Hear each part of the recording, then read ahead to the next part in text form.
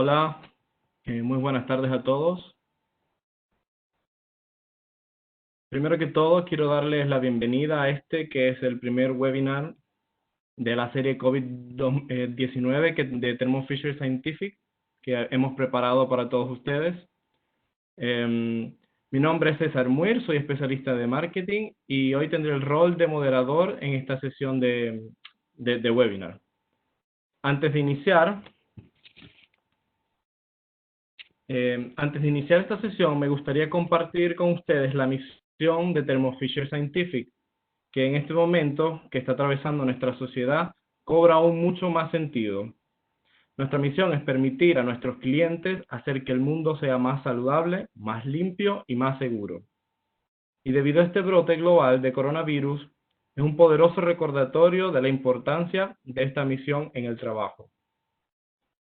Hacemos hincapié en que somos muy conscientes de nuestras obligaciones para garantizar la seguridad de nuestros colegas y estamos comprometidos a ayudarlos a continuar con su investigación durante este momento difícil.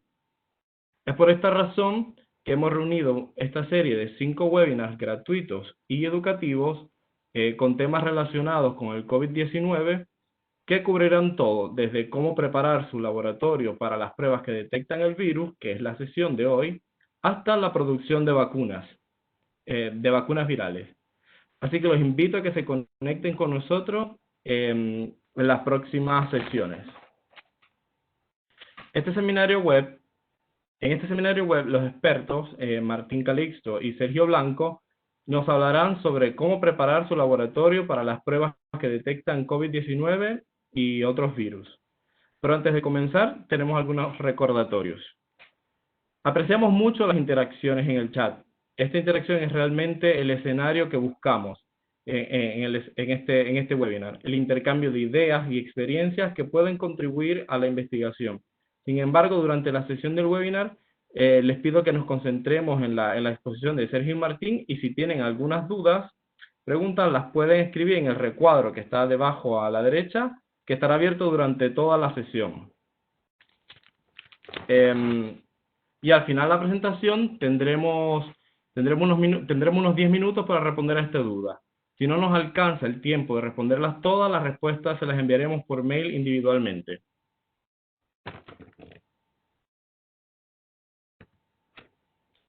Les presento a Martín Calixto, quien será uno de los oradores de la sesión de hoy. Martín trabaja con nosotros como especialista de productos para las unidades de negocio de protección, separación y crecimiento, donde se encuentran lo que son centrífugas, agitadores, incubadoras, y también las unidades de negocio de productos para laboratorios y análisis del agua. Y nos acompaña desde México. También se encuentra con nosotros Sergio Blanco. Él también es especialista de productos para las unidades donde se encuentran lo que son los refrigeradores, los ULTs y los freezers, entre otros, así como las unidades de negocios de productos plásticos en laboratorios. Ahora sí, comencemos la sesión. Doy la palabra a Martín. Hola, buenas tardes. ¿Me escuchan? Sí, escuchamos. Bueno, mi foto no me ha agradado mucho, pero ese soy yo. Y ese soy yo actualmente. Espero que me vean. Bueno, vamos a hablar un poco de cómo preparar el laboratorio. ¿Puedes pasar la diapositiva, por favor?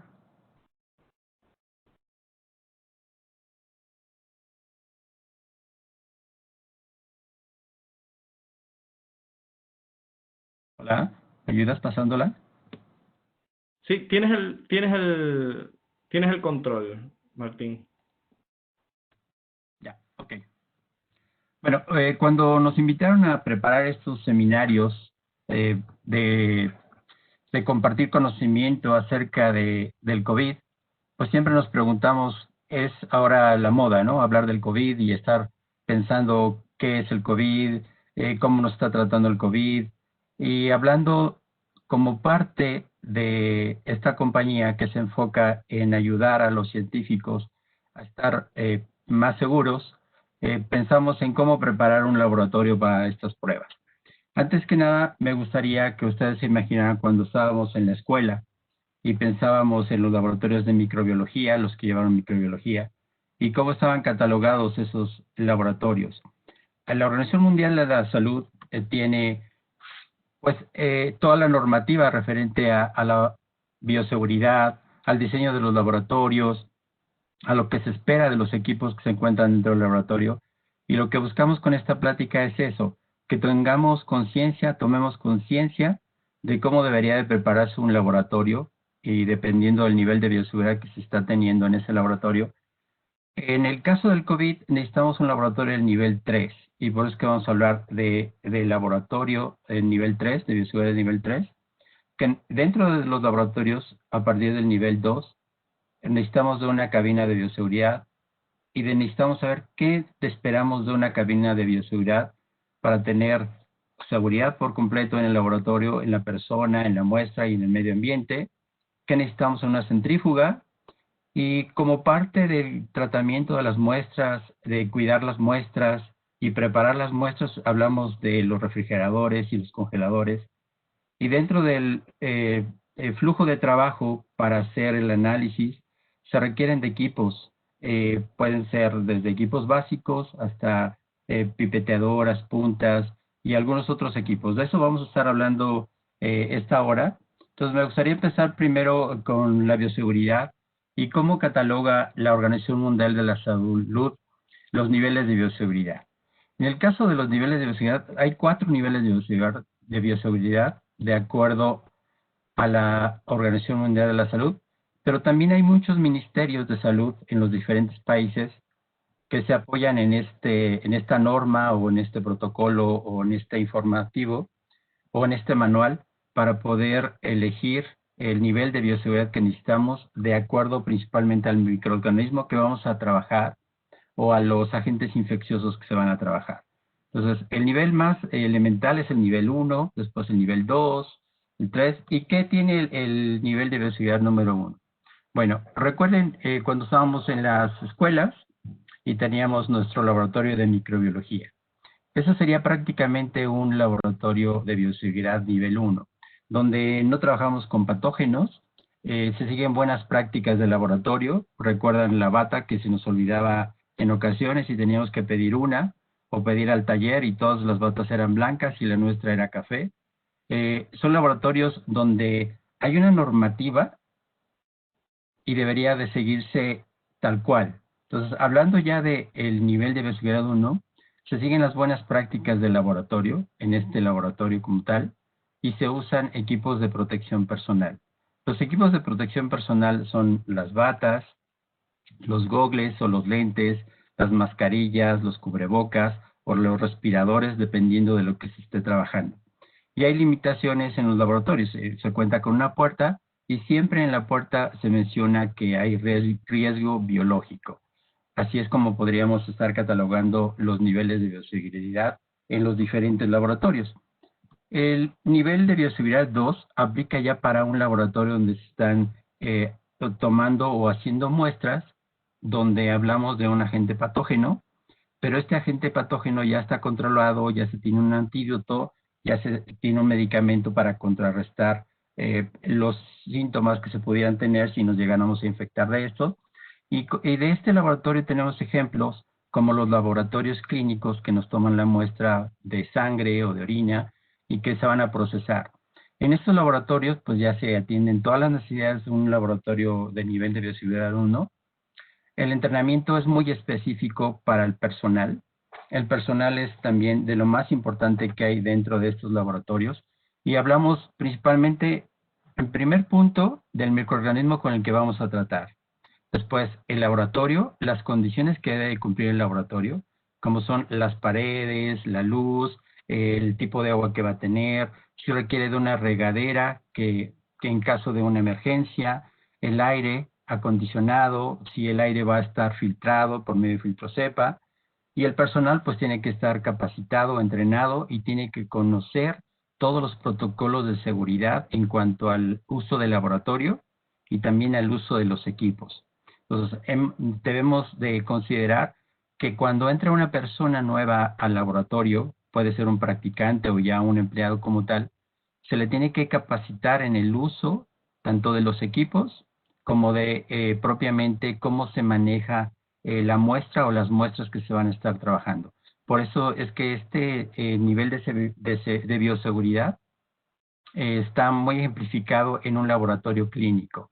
Y obviamente en los laboratorios empieza a haber restricciones, tanto de acceso al laboratorio, puede ser por medio de tarjetas magnéticas, registros por huella digital ahora, o inclusive por facialmente, ¿eh?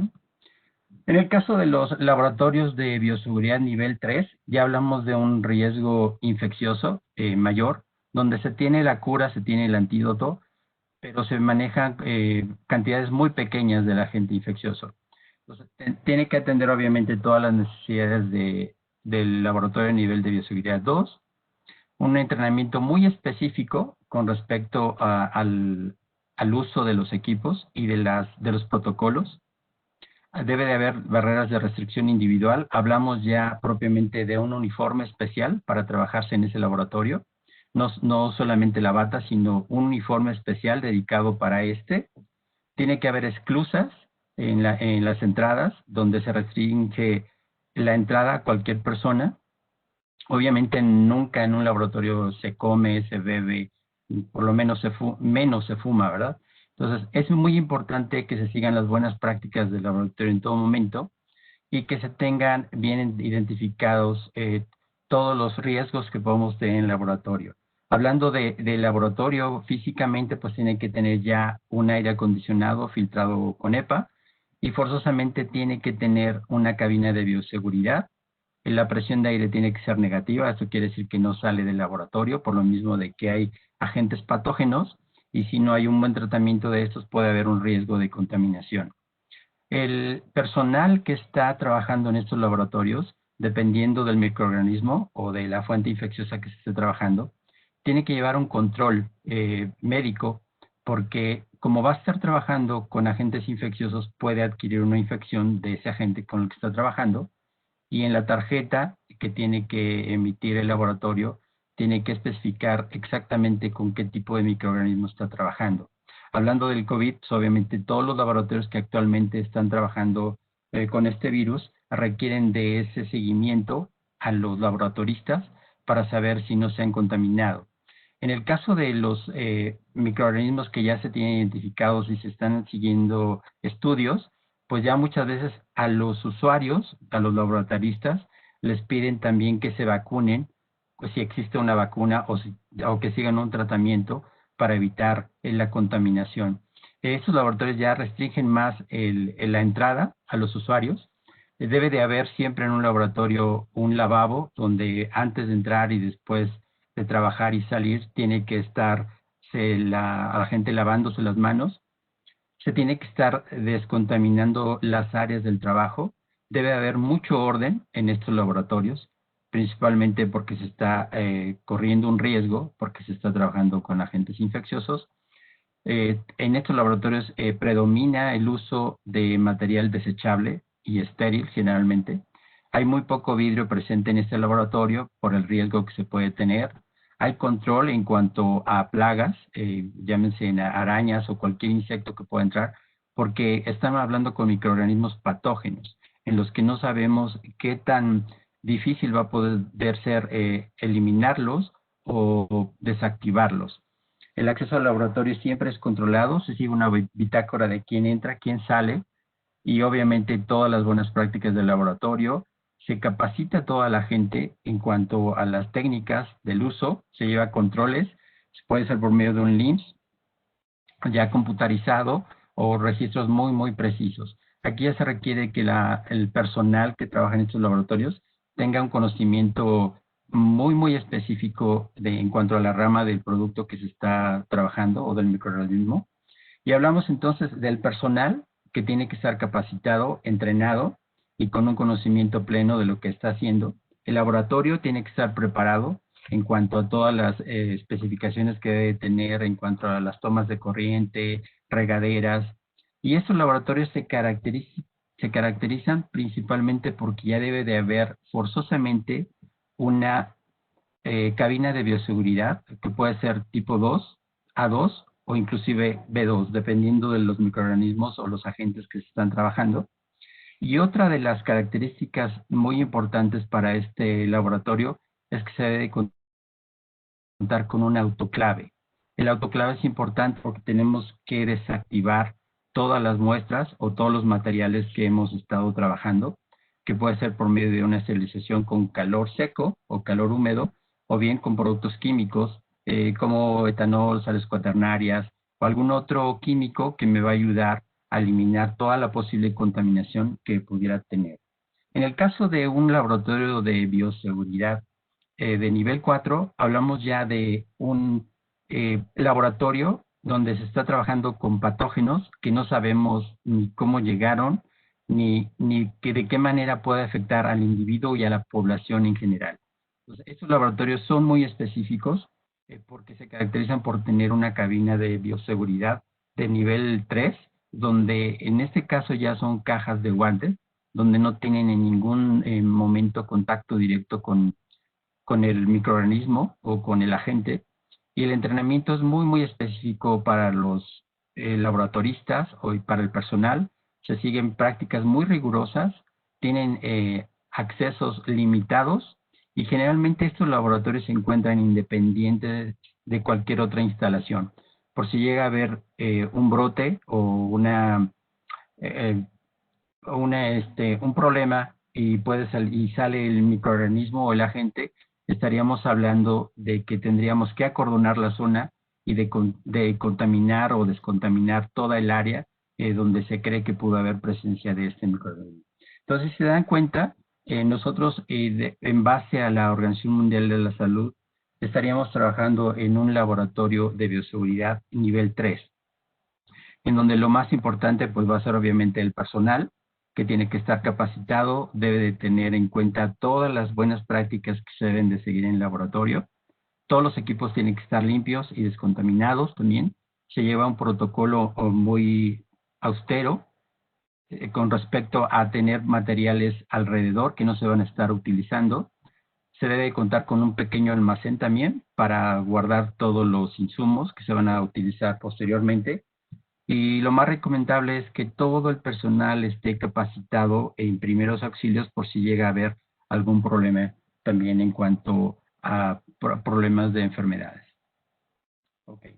Entonces, ¿por qué decimos que el laboratorio que debe de tener el usuario, el laboratorista o la compañía o el centro de investigación tiene que cumplir con un nivel mínimo de bioseguridad 3? Porque hablamos de una bacteria o un virus que es altamente contaminante y que provoca una enfermedad. Y que en este momento, para el caso del COVID, todavía no se tiene un antídoto o un medicamento que pudiera ayudar a mejorar los síntomas. Y la otra es que, pues obviamente no hay una vacuna, ¿no? Y está en proceso.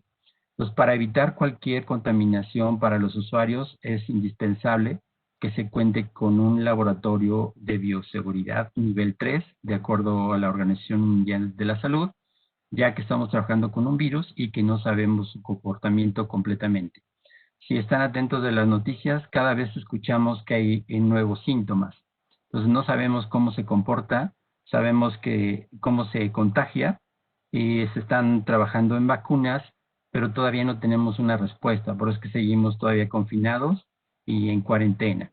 Entonces es importante que si tenemos proyectos con algunos usuarios o son usuarios de estos laboratorios, deben de tener mucho cuidado en cuanto al uso de los microorganismos que están trabajando y seguir las buenas prácticas y verificar que absolutamente todos los equipos del laboratorio se encuentren funcionando adecuadamente. Este es un diseño, no es un diseño que debe ser de cumplir siempre, pero es un ejemplo de cómo funciona un laboratorio de nivel 3 de bioseguridad.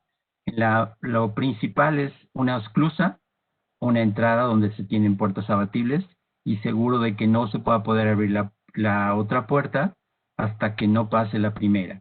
Generalmente hay en esas esclusas donde se hace el cambio de ropa, donde se lavan manos, se desinfecta, se cambian los zapatos, se usa zapatones, se pone el uniforme o se pone un Tyvek especial para entrar.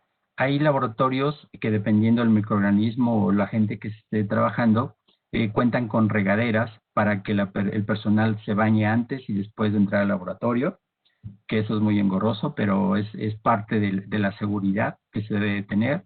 Y una vez que se cruza la esclusa, obviamente debes de tener tu autorización para la entrada. Siempre debe estar marcado el laboratorio como un riesgo biológico, ya que se están usando gérmenes patógenos y se están haciendo estudios. Entonces, una vez que entras al laboratorio, pues sigue las buenas prácticas del laboratorio. Debe de haber un flujo de trabajo de tal manera que el flujo sea continuo y no estemos cambiando de una mesa a otra para evitar las corrientes que se forman y pues, tener una contaminación cruzada. Aquí es obligado tener una cabina de bioseguridad, mínimo A2, y obviamente una autoclave en la cual vamos a colocar todos los desechos biológicos bien marcados en las bolsas rojas que marca que es agente biológico o desecho biológico.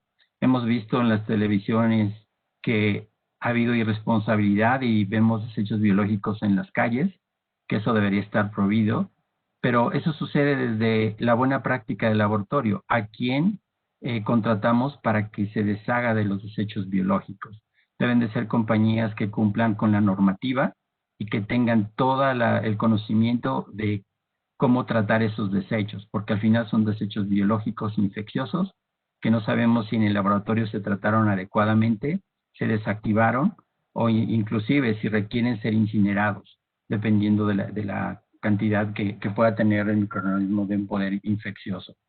Entonces, vemos aquí en el laboratorio lo básico que sería la esclusa, el control de entrada y salida, y la cabina de bioseguridad, el flujo de trabajo continuo para que no haya intercambios, y el autoclave para hacer las descontaminaciones. Dentro del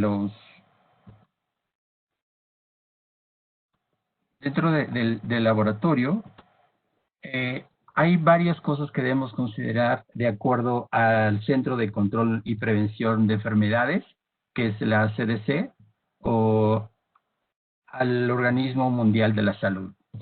Teniendo en cuenta que vamos a trabajar con estos microorganismos patógenos, debemos de cuidar al personal principalmente, después a la muestra que no se contamine, después al medio ambiente. ¿Y eso cómo lo logramos? Por medio de una cabina de bioseguridad o una cabina biológica de seguridad que consta de filtros EPA para estar teniendo flujos laminares y obviamente filtrados, y todas las pruebas se tienen que realizar dentro de las cabinas de bioseguridad. En el manejo tanto de las muestras, si vamos a centrifugar, se tienen que preparar los tubos o microtubos dentro de la cabina de bioseguridad para evitar una contaminación cruzada. Y nunca olvidar los equipos de protección personal.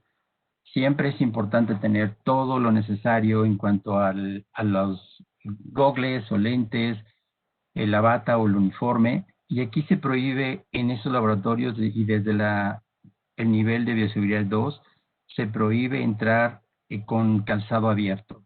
¿Por qué? Porque puede haber una contaminación cutánea, tanto para el laboratorio como una contaminación cruzada de parte del laboratorista al laboratorio. Entonces, aquí nos comentan cómo podemos trabajar las muestras en caso de que no las vamos a trabajar en el momento, sino que debemos refrigerarlas dependiendo si no está listo el equipo o si nos faltan materiales o si todavía no terminamos de estabilizar equipos o la cabina. Entonces podemos guardar las muestras en un laboratorio de 2 a 8 grados centígrados por 72 horas. Y si vamos a tardar más tiempo en tratar la muestra o analizar la muestra, debemos de guardarlo en un ultracongelador mínimo a menos 70 grados centígrados para evitar así que se pierdan las muestras y tengamos que hacer una nueva recolección. Entonces es importante que consideremos todos los protocolos que hay actualmente para el manejo de muestras, cómo se preservan, cómo se manejan, cuáles son los materiales más adecuados para el manejo de estos. Si las puntas requieren, por ejemplo, un filtro, o si tienen que ser unas puntas específicas libres de RNA o de NEASAs para poder tratar las muestras. Entonces, este es un layout o un diseño de que podemos hacer nosotros con un programa que tenemos 3D, donde ya tenemos precargados los equipos que nosotros tenemos, porque tenemos las dimensiones. Es un ejemplo muy básico de un laboratorio de tratamiento de muestras, donde podemos ver la cabina de bioseguridad, y dentro de la cabina de bioseguridad tenemos los materiales que vamos a utilizar. Existe también el depósito de residuos biológicos, las puntas o los tips, dependiendo de lo que estemos manejando, las mesas de trabajo ergonómicamente diseñadas y los equipos, dependiendo del flujo de trabajo de los que vamos a utilizar. Siempre contar con un refrigerador para mantener la muestra fresca en todo el sentido de la palabra, y un ultracongelador para guardar las muestras por un tiempo mayor. Y también en el refrigerador hay que guardar algunos reactivos dependiendo de la especificación del reactivo que estemos utilizando.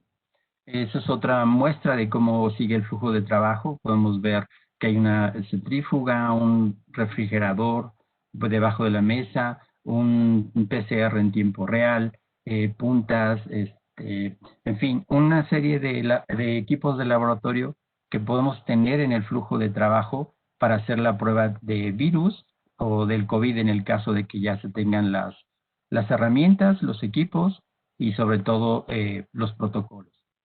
Ya un laboratorio más completo, pues ya inclusive tiene un área donde pues, se puede tener el registro y el reporteo. No se recomienda tener en el mismo laboratorio, tener el área de registro en conjunto con los equipos, porque puede haber una contaminación ingresada, ya sea en la papelería o inclusive en la gente que va a dar mantenimiento a la computadora.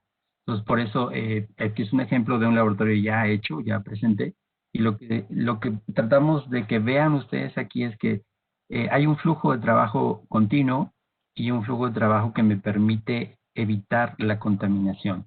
Muchas veces cuando se tiene poco espacio, se corre el riesgo de confundir las muestras o perder la muestra o no incluir la muestra dentro del análisis, porque se tiene tantos productos en el laboratorio cuando no se siguen las buenas prácticas que cometemos errores. Entonces, la invitación es a mantener el área de trabajo limpia, siempre, todo etiquetado, para que no se corran riesgos de que no se está etiquetando la muestra o controlando la muestra, y tendríamos que perder la muestra o no hacer el análisis porque no se tiene bien registrado. Entonces, aquí podemos ver en las mesas de trabajo una centrífuga, de uso general, una microcentrífuga, pipetas, un agitador.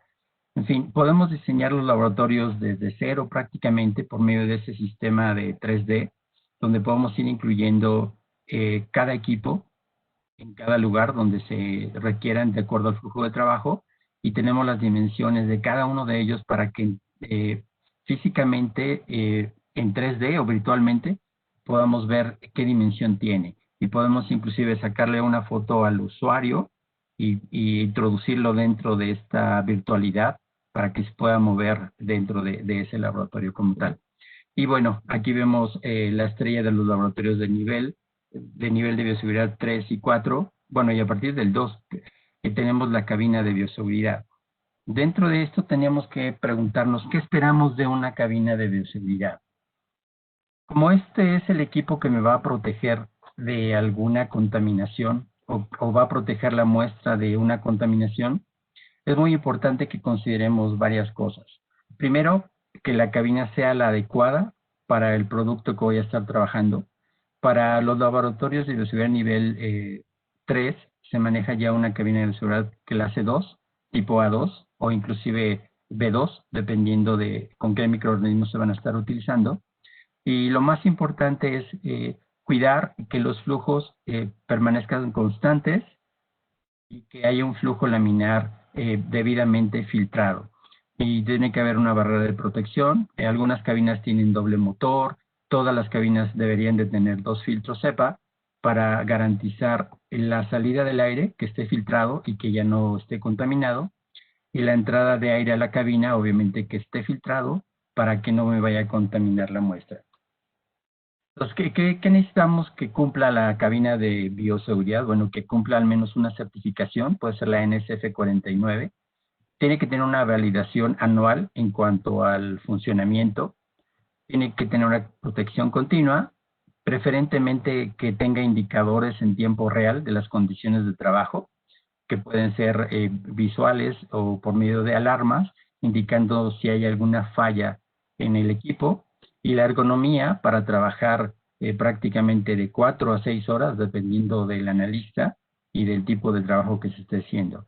Ahorita, como saben, todos los laboratorios que están trabajando con COVID están trabajando prácticamente 12 horas diarias o más, porque tienen que encontrar una cura, una respuesta o un reactivo que nos ayude a identificar más rápido el COVID.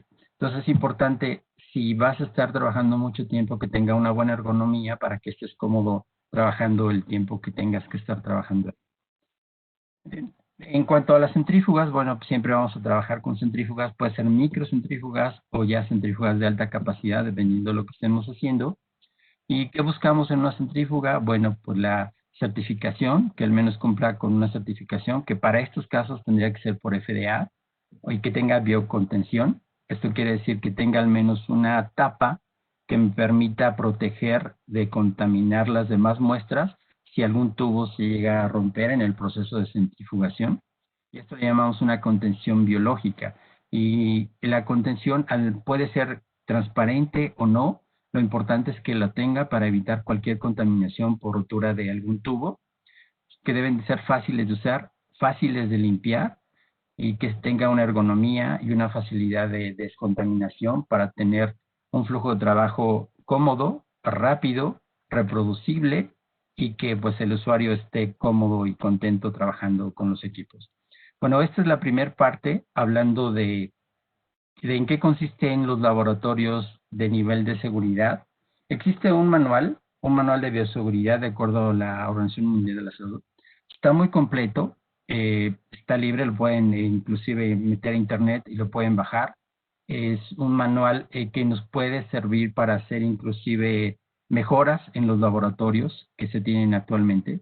Inclusive vienen algunos formatos que pudiéramos adoptar para nuestro laboratorio y poder ir mejorando la seguridad para el personal, sobre todo, y tener en cuenta que lo más valioso en este momento pues es el personal y tendría que estar cuidado en todo momento. Ok, voy a ceder la palabra a mi compañero para que siga con la charla. Cualquier duda, bueno, hasta el final vamos a platicar de eso.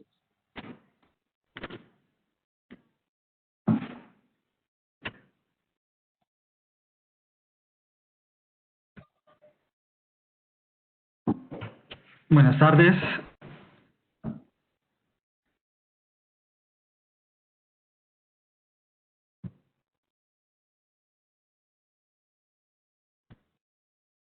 Permítame un segundo para tratar de pasar al siguiente slide.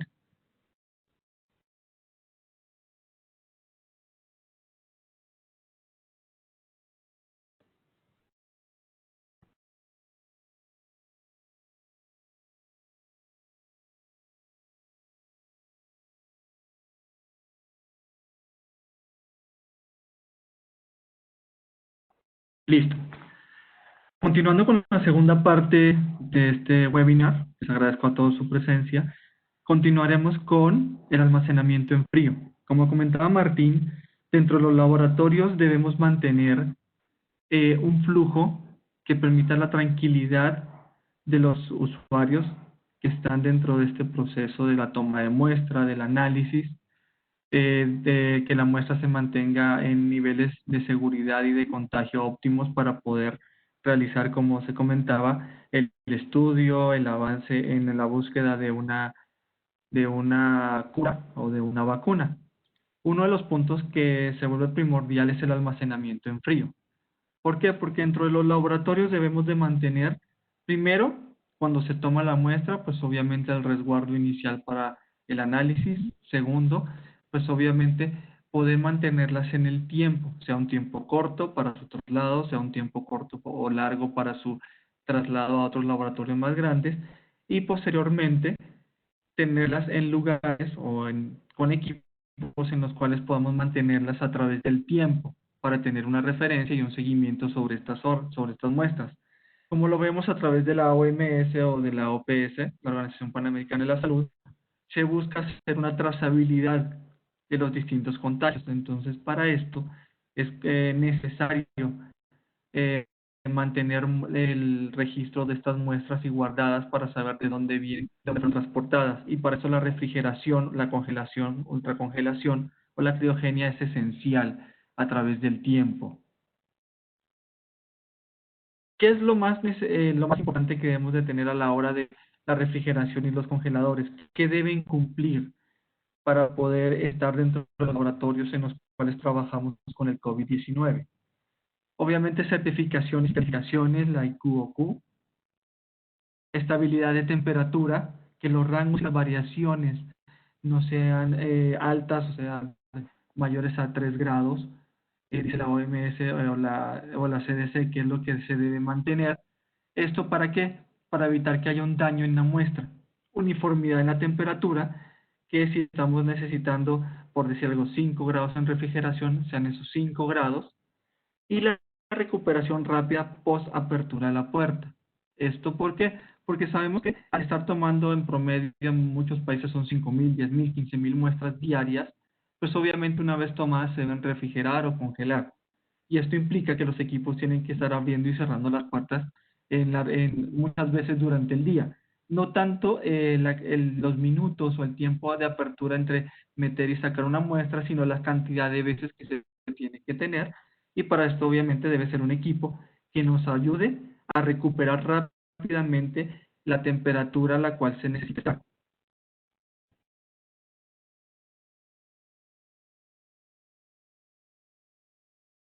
Dentro de los productos o los equipos que trabajamos en el laboratorio diariamente, encontramos las pipetas y los consumibles. ¿Qué cuidados y cómo escogerla? Entendiendo que obviamente las pipetas y los plásticos son productos que se utilizan todo el día, a toda hora en esta contingencia. ¿Por qué? Porque obviamente necesitamos, al tomar la muestra, hacer un análisis y esto pasa por a comenzar a hacer el pipeteo y almacenarlo en productos plásticos. Por último, pues obviamente tener la solución descontaminante de superficies. ¿Por qué? Porque obviamente estamos trabajando con el virus del COVID, que obviamente hemos visto que su nivel de contagio es bastante alto. Entonces debemos mantener todas las instalaciones dentro del laboratorio en condiciones óptimas de trabajo y de seguridad para cada uno de los laboratorios que están dentro de este proceso. Obviamente, como explicaba Martín, hay otras condiciones estructurales dentro de los laboratorios que se deben mantener para hacer el trabajo mucho más confiable. Uno de los ejemplos que vemos aquí en la parte del análisis en la biología molecular, pues obviamente es tomar la muestra de ADN, el diseño de los primers, la transcriptasa reversa, la amplificación del DNA, pasar al PCR y obviamente hacer el análisis.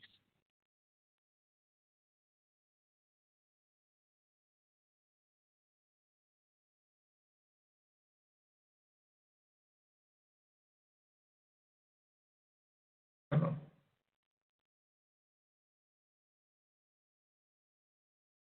Dentro de las principales características para las pipetas manuales o electrónicas, obviamente es tomar en cuenta lo primero, la durabilidad, en el caso de la pipeta manual, la excelente resistencia mecánica. ¿Esto a qué va? A que están en el laboratorio tomando muestras constantemente, N cantidad, dependiendo del tamaño del laboratorio y de las muestras que se están tomando en cada una de las regiones. Hay ciudades, como les repito, donde hay 1.000, 2.000, 3.000, 4.000 muestras diarias y en algunos casos se concentran en un solo laboratorio o en laboratorios dependiendo del tamaño de la población que se tenga y obviamente del tipo de laboratorio que se requiera en cada región. La tolerancia química robusta, que es autoclavable, como se hablaba anteriormente, pues obviamente todos los equipos que están dentro del laboratorio deben estar completamente estériles y que sean fáciles de limpiar en el caso de que sean como las pipetas de uso constante y por distintos usuarios, resistente a la luz UV para su esterilización y el super blowout es la parte del trabajo para el llenado de las muestras. En el caso de la pipeta electrónica, se recomienda, como les digo, también para el trabajo diario cuando se toman muchas muestras. Entonces, una pipeta electrónica, ¿qué hace? Facilitarnos el trabajo, porque es programable dependiendo del tipo de usuario, es decir, una pipeta podemos usarla con varios usuarios sin ningún problema, lo que va a permitir, obviamente, que la muestra sea reproducible, que el trabajo sea semiautomático, que se utilice menor fuerza, esto cuidando al usuario en todo momento, que al nivel del uso en las manos, en el túnel carpiano, no tenga mayores problemas día a día en el trabajo que normalmente son de 12 horas o hasta mucho más en algunos casos. La calibración específica para diferentes densidades de acuerdo al reactivo que se esté utilizando o al tipo de muestra con la cual se esté trabajando, y ajuste entre las diferentes puntas. Es decir, si trabajamos de 10 microlitros, de 20, de 50, de 100 o de 1000, que no tengan mayores problemas en el trabajo con ella. Puntas con barrera. Las puntas con barrera, de acuerdo a la OMS y a la OPS, pues obviamente son las que se utilizan con mayor seguridad. ¿Por qué? Porque obviamente tienen un espacio que ayuda a que ningún tipo de muestra sea contaminada porque pasa a través de una barrera. Como lo vemos aquí, una integridad de la muestra con uso de puntas con barrera antiaerosol y preservar la integridad de la muestra para reacciones en PCR es esencial. Es básico que la muestra en ningún momento presente ninguna contaminación para poder hacer confiable el resultado.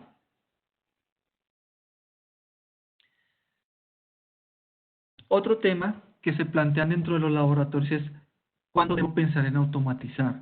¿Por qué debo automatizar? Pues obviamente depende del volumen que tengamos. No es lo mismo trabajar con 10, con 15 o con 20 muestras a trabajar con 1000 o con 5000 muestras. Entonces aquí trabajamos con la necesidad de un mayor rendimiento. En algunos casos, pues obviamente el pipeteo es demorado, sobre todo cuando es manual. Cuando es electrónica se hace un poco más fácil, pero no deja de ser un tema complicado. En algunos casos, pues obviamente las placas al rellenarlas de manera rápida presentan algunos errores. Flexibilidad para usar en diferentes microplacas. La reproducibilidad, minimizar la variación entre los usuarios. Podemos tener en un laboratorio a veces 5, 6, 8 o 10 usuarios diferentes. Entonces la idea es obviamente automatizar para que cada uno tenga protocolos programables y que no tenga problema en el trabajo día a día, que estos resultados sean confiables en todos los momentos, sin tener diferencia entre los usuarios que lo estén haciendo, tener rapidez, que esto evite la tardanza en dar resultados, sobre todo en el COVID, que se hace esencial tener una respuesta rápida y confiable en temas de contagio. Seguimiento y programación de los tiempos de los ensayos. En el plástico, siendo otra parte, digamos, de uso diario y constante, al igual que las pipetas, al igual que, digamos así, la parte del guardado de las distintas muestras, los plásticos se vuelven un tema esencial. ¿Por qué? Porque debemos escoger muy bien qué vamos a trabajar y cómo lo vamos a trabajar. Lo primero que tenemos que tomar en cuenta es, ¿cuál resina puedo usar? Que tenga compatibilidad química, un manejo de temperatura. Si vamos a meter a un ultracongelador, obviamente no va a ser lo mismo que trabajar en un refrigerador o en un freezer. La necesidad de autoclavar, si es un tipo de plástico que vamos a usar en distintas ocasiones, pues obviamente que sea autoclavable, que podamos limpiarlo con facilidad y que se pueda ser reutilizado sin tener problemas de contaminación. Y el punto de congelamiento, como les repito, no es lo mismo trabajar en un refrigerador, en un freezer o en un ultracongelador. Entonces, obviamente, tenemos que tomar en cuenta muy bien qué plástico vamos a utilizar para guardar o para tomar nuestras muestras.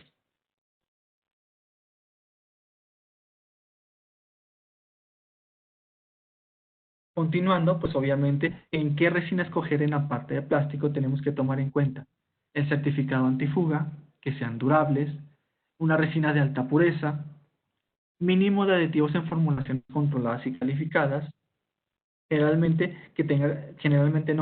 tenga compatibilidad biológica y no citotóxica, y resinas de calidad alimentaria. Obviamente un moldeado y calibrado con precisión, es decir, que para el usuario sea fácil ver la cantidad o el volumen que está colocando en este plástico sin necesidad de estar girando o moviendo o tratando de hacerlo táctil para ver realmente cuánto está utilizando en este plástico, que cumpla con los estándares de precisión y de exactitud. Aquí les podemos mostrar un poco un certificado de un producto en Algin. cómo viene, donde ustedes pueden ver la descripción, el lote, donde puede ver el número de partes, su descripción, el nombre comúnmente utilizado, que pase la prueba citotóxica y qué tipo de clase sea. Esto es parte importante de la información que deben tener a la hora de escoger los plásticos. Otro punto que vemos aquí es cómo eliminar la RNasa de la superficie. ¿Qué debo utilizar? En este caso, nosotros tenemos productos que pueden servir en el laboratorio para mantener la limpieza y esterilidad de las áreas comunes. Entonces, ¿qué utilizar? Las RNasas son altamente estables, se encuentran en todos los lugares, por lo cual es importante descontaminar la superficie, las pipetas, los cristales, con las soluciones que nos sirvan. En este caso, la RNasa Away, que sirve y se puede utilizar para puntas, tubos y soluciones, y que sirve para utilizar frecuentemente en todas las áreas. Lo otro, pues obviamente hay que tener en cuenta que debemos cambiar frecuentemente, los usuarios cambiar frecuentemente el uso de sus guantes.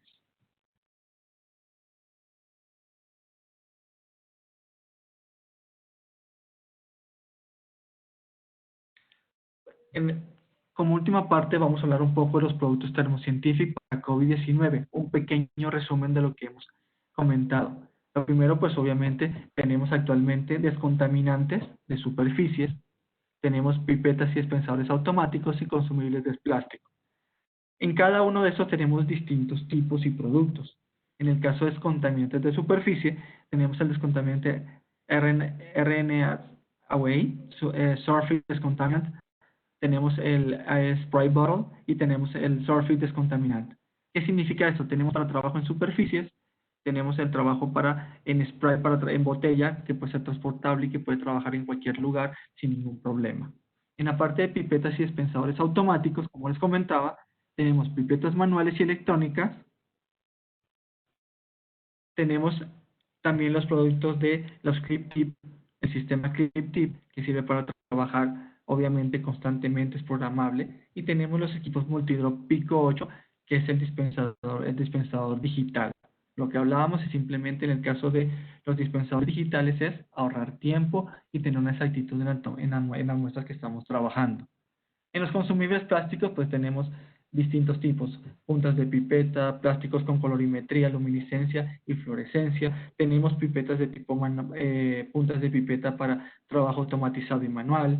Tenemos filtros de membrana que hacen la vida del laboratorio mucho más fácil al tener obviamente todo un portafolio de productos a su disposición con un solo proveedor. Continuando con esto y lo que hemos hablado el día de hoy, tenemos almacenamiento en frío, todos los equipos de refrigeración, congelación, ultracongelación, tenemos las distintas generaciones y es bueno aclarar aquí, tenemos las generaciones TSX y TDE de equipos disponibles para el trabajo en el laboratorio. Todos tienen un sistema de monitoreo que va a ayudar a obviamente mantener un registro de los equipos y su trabajo diario en las centrífugas y las cabinas, como comentó Martín, pues tenemos distintos tipos de productos, desde la Sorval X4, la Thermoscientific House obviamente en el sistema Autolog de Chain Rotor, que son unos sistemas especiales para trabajar dentro del laboratorio y mantener, como siempre lo estamos repitiendo, las muestras estables y con mayor confiabilidad en el resultado. Y en el caso de las cabinas, tenemos la 2030i, tenemos algunas de piso y las 1300, que es la serie en clase 2, tipo A2 en los cabinets o en las cabinas de seguridad de clase 2. Por último, tienen el contacto de Martín y el mío. Como se dijo, Martín está en México y apoya a México y la zona de Central Latam. Yo estoy para apoyarles en Central Latam y el Caribe. Les agradezco muchísimo su presencia. Cualquier duda que tengan, pero la hayan puesto en la parte de preguntas y respuestas. Vamos a contestarlas.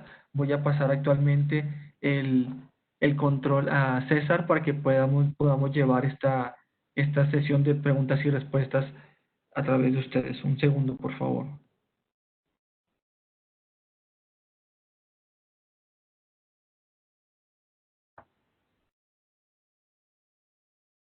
Listo, César, ¿ya lo tienes? Sí, sí, muchas gracias. Gracias Sergio y Martín por la presentación. Es muy importante que compartamos esta información con todos ante este escenario. Ahora continuamos con la ronda de preguntas y respuestas, con las dudas que enviaron durante la sesión. Y quienes no hayan enviado todavía pueden hacerlo mientras dure la ronda. Y si no nos da tiempo de responderla, le enviaremos la respuesta por correo electrónico. Será alguna de las preguntas. La primera dice, se menciona laboratorio nivel 3, cabina clase 2, pero se había hablado de cabina nivel 2 o 3. ¿Podría aclarar cuál es la cabina adecuada para el COVID? De acuerdo a la Organización Mundial de la Salud, como estamos trabajando con un patógeno, se recomienda mínimo una A2 o una B2, dependiendo si el laboratorio lo permite. Recuerden que la B2 requiere una instalación mayor, se requieren ductos y se requieren extractores. Y sacar todo el aire de la cabina, obviamente del laboratorio. Pero con una A2 es suficiente. Ok, muchas gracias. La próxima dice, en México tienen que guardar las muestras para casos, en caso de ser sospechosos, se envíen al INDRE. Entonces, ahí no se pueden inactivar las muestras. ¿Qué cuidados tendrían que tenerse? En el caso de desde que tomas la muestra, cómo la estás tomando, hay un protocolo especial para ese, desde la toma de muestra, obviamente, quien toma la muestra, se tiene que guardar y se tiene que ultra congelar. Ok. Hablaste de un software, de una aplicación. Hay algunas personas que no les quedó claro muy bien el nombre y si se puede, y si está en línea, ¿cómo se llama? El software para el control del laboratorio Sí. es un LIMS que tiene termo, dependiendo del tipo de laboratorio, hay diferentes versiones. Si gustan eso, lo puedo ver con Paula, mi compañera que lleva ese producto, para que les envíe la información que requiere. Ok. Em, Al usar la cabina de bioseguridad, ¿es requerido usar tapaboca y gafas? Recuerden que si es un laboratorio de nivel 3, estamos hablando que estamos trabajando con virus patógenos. Entonces es importante que tengamos las gafas y el cubrebocas. Bien. La otra pregunta dice, ¿la extracción de las muestras puede hacerse con un kit comercial de extracción de RNA viral o debe ser uno especial? Eso ya es más de reactivos y tendríamos que ver cómo se hace la extracción, si puede ser por medios automáticos o manuales. Y eso ya la respuesta la tendríamos que hacer directamente con la persona que hace o que lleva esos productos. Bien. Por acá tenemos alguna otra pregunta. Respecto al tratamiento de la muestra o una vez que se hace la toma de muestra, ¿esta muestra es conveniente manejarla en frío hasta su proceso o solo hasta que llegue a la refrigeración? Lo ideal es mantenerla refrigerada, es lo que recomienda la OMS. En el caso de estos refrigeradores, en algunos países pues obviamente no tienen refrigeradores portátiles, entonces lo que usan son neveras en las cuales pueden bajar la temperatura hasta que llegan al laboratorio. Una vez estén en el laboratorio son puestas en los refrigeradores a una temperatura promedio de 5 grados y posterior a que se da el resultado obviamente se puede pasar a la refrigeración o ultracongelación. Ya. Y creo que nos alcanza para una última pregunta. ¿Se necesita algún preservador para ultracongelar las muestras? No, actualmente no se está utilizando. Se recomendaba en algunos casos. Digamos que están en los dos en la discusión de si se necesita o no, pero en la mayoría de las respuestas es que no. De acuerdo con el plástico que se utilice para guardar estos productos, puede mantenerlo sin ningún problema.